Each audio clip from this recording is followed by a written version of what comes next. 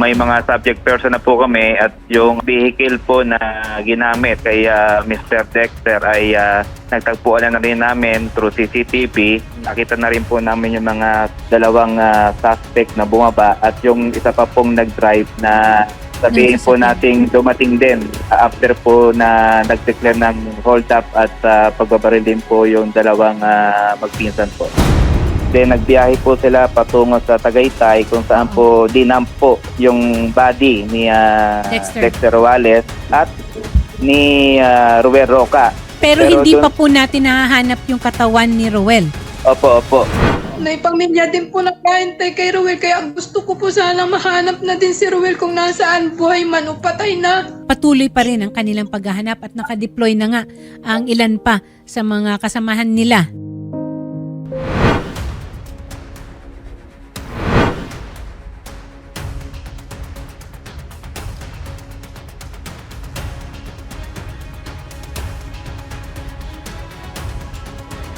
Magandang araw po sa inyo, ma'am. Kamusta po kayo matapos po kayong ma-air sa aming programa nung nakaraan? Medyo okay na po ako ngayon.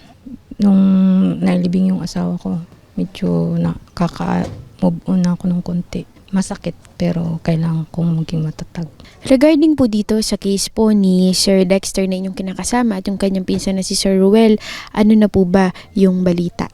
Nahuli na po yung dalawang suspect at saka nakita na yung bangkay ni Ruel. Yung suspect mismo nagturo. Tapos yung isa pa po hindi pa nahuli. So kailan po nahuli yung dalawang suspect na sinasabi? April 12. And then yung bangkay po ni Sir Ruel, saan po nakita at kailan? Nung nakita yung bangkay, nun ding nahuli yung suspect. Kasi yung suspect ang nagturo doon sa bangkay sa Alfonso, Cavite. Yun ang mga asawa ko ay nakita sa Mendez. So ma'am, ito pong mga suspect na ito ay kilala niyo po ba sila? Hindi ko sila kilala pero na ko doon sa investigasyon nga ay parang magkakilala sila nung asawa ko at nung ni Ruel. Ano pong pangalan ng mga suspect natin? Yung isa po ay June, yung isa ay alias Dodong. So ano po yung inyong naging reaksyon nung nalaman nyo na nahuli na po yung pumatay dito sa inyong kinakasama na si Sir Dexter? Masakit ma'am, galit ako sa kanila kasi sana kung ang gusto lang nila yung sasakyan, kinuha na lang sana nila, hindi nila pinatay ang asawa ko at si Ruel. Kasi mababait silang tao. Sa tingin mo ma'am, ano yung motibo nila kung bakit umabot sa punto na pinatay nila yung dalawang katao? Hindi ko pa po ma'am alam yung totoong motibo nila. Pero ang po ay karnap daw nga po. Saka hold up. Yun po ang sabi ng testigo, hold up. Parang mas malalim pa ma'am. Kasi may isa pa po hindi nahuli eh. Gusto ko sana maano yung isa pa. Kung ano talagang motibo nila at pinatay nila. Ito pong testigo, sinabi po ba nakilala rin niya yung pangatlong suspect? Opo. Hindi ko ma'am alam kung kaano nila pero nagsabi po ng pangalan yung suspect. Ma'am, ito pong si Sir Dexter, kamusta naman po sa inyo bilang kinakasama at gaano na ba kayo katagal? Kami po ay 7 years nang nagsama. Minsan talagang normal sa mag-asawang hindi nagkakaintindihan, nag-away. Pero okay po kami.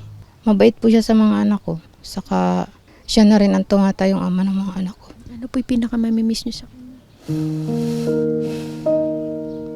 Mas naging tatay siya ma'am sa mga anak ko. Saka ang hirap po ngayon kasi marami naming pinapaaral yung anak po niya. Hindi ko alam kung paano ko po ngayon ipapaaralin sa criminology. 1 taon na lang po at mag-graduate na. Ngayon kasi po yung pinagtutulungan namin ni Dexter. Masakit ma'am, mahirap ngayon ang sitwasyon ko kasi marami kong pinapaaral. Tapos ginawa nila. Mabait po yung asawa ko, mabait din si Ruel. Sana kung may konsensya sila, sumuko na lang sila. Ito pong si Sir Dexter ay meron po bang nabanggit sa inyo na merong nagbabanta sa kanilang magpinsan or meron siyang kaaway before nangyari itong incident? Wala naman ma'am nababanggit na may nagbanta sa kanya. Pero kami po dati before, meron kaming pinag-awayan. Pero okay na po yun, hindi naman daw sila gagawa ng ganun. Saka hindi wala po silang involved dun sa mga nahuling suspect. Gaano po nakaapekto sa inyo itong nangyari na wala na po yung asawa nyo, ganun din yung isa pa niyang pinsan na si Sir Ruel? Sobrang laki ma'am ng epekto sa akin. Gawa ng, yung pong sasakyan na yun, hinulugan ko pa eh. Halos ilang buwan ko pa naman pong nahulugan. Halos nga po magtipid ako sa abroad para lang magpanghulog sa sasakyan kasi yun talaga yung pangarap ng asawa ko, yung sasakyan na yun. Kasi po pag ako, sabi niya, pag nga pa ko'y bumabalik ng Pilipinas, umuwi, para hindi na kami may ng ibang sasakyan, meron magsundo sa akin. Noon pong umalis ako, hinatid niya ako sa airport. Ang sakit ma'am. Mahirap tanggapin kasi yung anak kong bunso, laging naghahanap, kala niya, buhay pa si daddy niya. Hindi, sabi niya, dapat daw kasi si daddy niya hindi nagbiyahe. Para hindi daw po namatay. Pero minsan po, bata pa kasi ang isip, kaya akala niya, sabi niya, kung anong oras daw dating ni daddy niya. Mahirap ma'am tanggapin. Pero nilalakasan ko ng loob ko. Kasi nandiyan mga pamilya ko, kasuporta sa akin.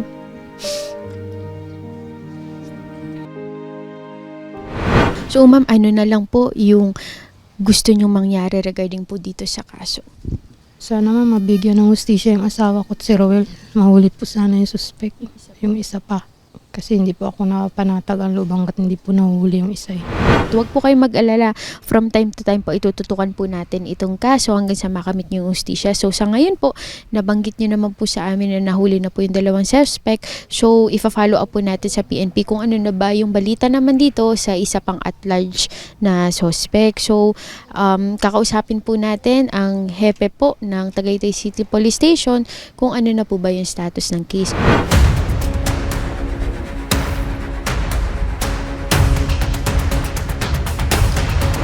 Magandang araw po sa inyo, Colonel Ison. Regarding po dito sa case po ni Sir Dexter and then ni Sir Ruel, ano na po ba yung update natin? Successfully po nating nahuli dalawang suspect, yung gunman po mismo na alias June at yung isa pang involved na si alias Shadji. Si alias June nahuli po natin doon sa Angono Rizal kung saan po siya nagtatrabaho. Then follow-up operation din ulit kami sa Dasmariñas. Doon po namin ulit nahuli si Shadji at napatakas na po. Along the way po, papunta sa station, medyo nagkaroon po ng pag-amin itong si alias Shadji na may involvement siya. Hindi pa nakikita yung bangkay ni Roel Roca. Siya na po nagsabi agad na tinapon nila. Kasama siya sa nagbaba sa SUV. Then tinapon nila dun sa pababang part ng kalsada sa gilid. Yung isa pa pong kasama nung alias June na pinick up dun sa boundary ng Angono and Binangonan.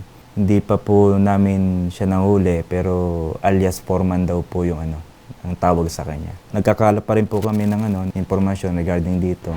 Motive talaga ng krimen na to is yung karnaping. Meron po tayong nakuwang salaysay, isa sa tao na contact ng alias Shadji.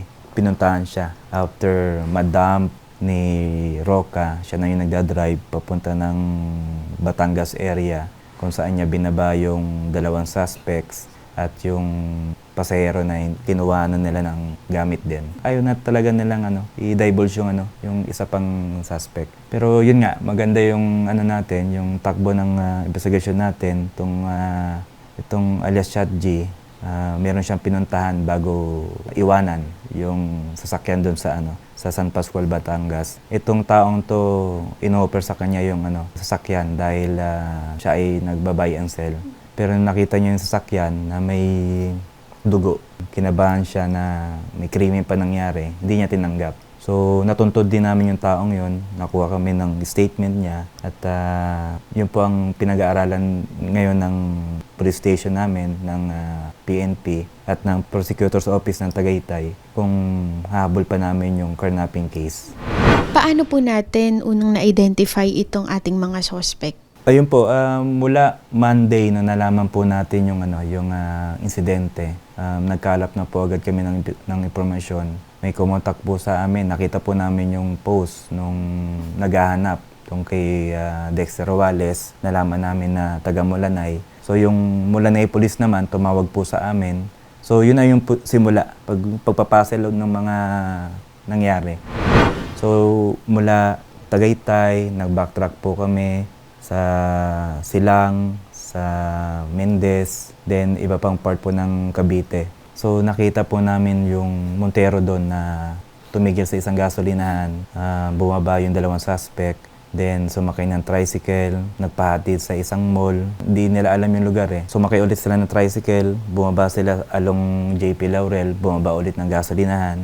Nagtagal sila doon mga 10 to 15 minutes, then sumakay sila ng jeep going to Calamba. So sa Calamba, tumigil sila sa Turbina, then doon po nakita namin yung breakthrough po para ma-identify itong suspect. Pumasok po siya sa isang convenience store, nagtanggal siya ng sombrero, kitang-kita po yung mukha niya. Yun po ay kinalat po agad natin sa ibang units, sa iba-ibang police station. At syempre po doon sa Mulanay. At ang Mulanay PNP din po ang nagsabi ng info na taong ito na hinahanap nyo ay dating tumira sa Mulanay, nag-construction worker, nag-extra sa driving, sa door-to-door din. So yun po na tuloy-tuloy. So luckily po, pagkapasok niya ng umaga, doon po siya na-aresto. Then yun na po, dire-diretso na. Pero hindi pa po tayo titigil, no? Kasi meron pa po tayong i-identify na sabihin nating involved sa carnapping. Kasi ang modus po ngayon na meron pong mga magrerenta ng mga sasakyan, yung susi, do-duplicate nila. Bibigay nila ulit yung unit, pero may duplicate na sila. Hahanap na lang po sila ng tiyempo para makuha yung mga sasakyan na pinaparenta. So ngayon po, Colonel, ano po ba yung naisampang kaso laban po dito sa mga suspect? Ang sinampa mo nating kaso is robbery with homicide po. Ang Alfonso PNP din po ay magsasampa din po ng kaso para po kay Robert Roca. At yung carnapping po ay pag-aaralan pa po namin ng prosecutor's office para po sabi natin, may hatid po natin hustisya sa mga pamilya po ni Dexter at ni Ruel. Sir, bakit umabot sa punto na pinatay nyo yung dalawang tao? Hindi po ba nagsisisi sa inyong ginawa or hindi? Sa pagsisisi po, mama, nagsisisi po. Kaya lang, wala na po akong magagawa. Nangyari na. Kayo po yung bumaril o lookout? Ako po. Ikaw ba ay yung bumaril doon sa dalawa or talagang si Sir Jun lang? Hindi po ako. Naging lang din po ako. Kasangkapan lang din po. Bakit niyo pinatay yung asawa ko? Anong kasalanan sa inyo ng asawa ko? Kung kailangan niyo yung sasakyan, dapat yung sasakyan na lang ang kinuha ninyo. Hindi niyo pinatay si Dexter. Wala ba kayong konsensya? May Diyos ba dyan sa puso ninyo? May pamilya ba kayo? May anak kayo? Bakit hindi niyo naisip yun nung panahon napatay ninyo yung asawa ko at si Ruel? Hindi niyo alam kung gaano kasakit sa akin. Sobrang hirap ko sa ibang bansa. Hindi niyo naisip yan? Nagmarunong ba kayong magdasal? May Diyos ba kayo? Bakit hindi kayo marunong lumaban ng patas? Maghanap buhay ng marangal. Nasaan pa yung isang kasama niyo? Hindi po namin alam. Sorry po. Pasensya na po talaga. Nagsisisi po kami. Sir, regarding dun sa isa nyong kasamahan, may balita ba kayo kung nasaan siya? Wala na po eh. Hindi na po nagpaparamdam yun. Pero personally kilala niyo siya? Hindi po. Paano niyo siya naging kasabwat? Connection lang din po sila eh. Kumbaga na parang naano lang din kami. Naupahan, parang ganun.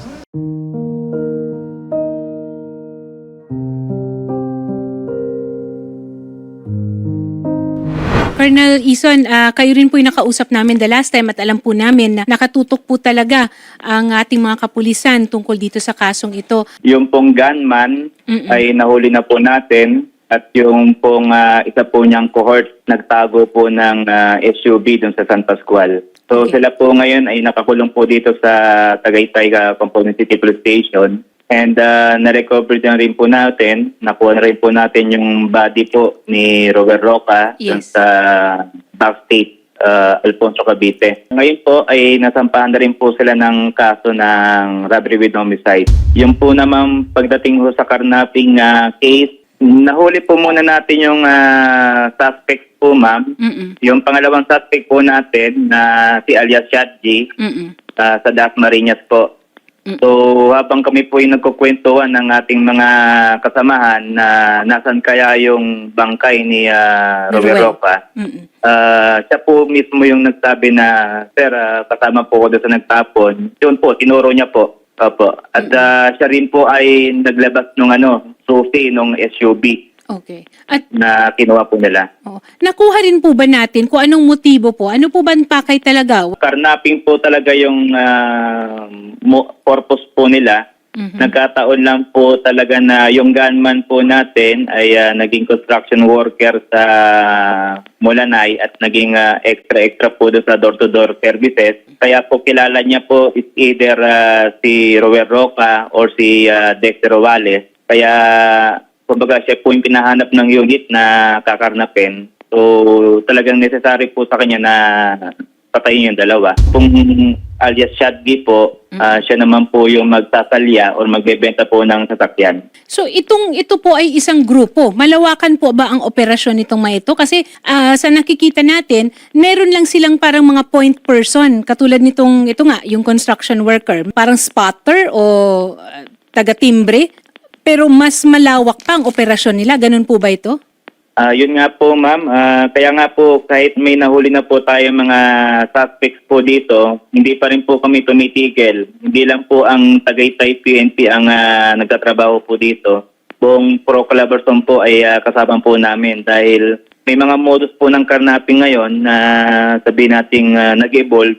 Kaya po nananawagan din po kami sa mga nagpapa-rent a car na lagyan po nila ng lock yung kanilang manibela dahil ang nangyayari po minsan ay nag-aarkila po yung mga grupo na to, then iduduplicate po yung susi. Kapag po sinoli na or may nagrenta na po na iba, doon po nila i-monitor yung sasakyan at doon po nila kukuhain ng walang kahirap-hirap. May mga nangyayari pong ganyan sa ibang bayan na kapag monitor namin dito sa Tagaytay ay kinakalat din po namin through our conferences po na ginagawa weekly po.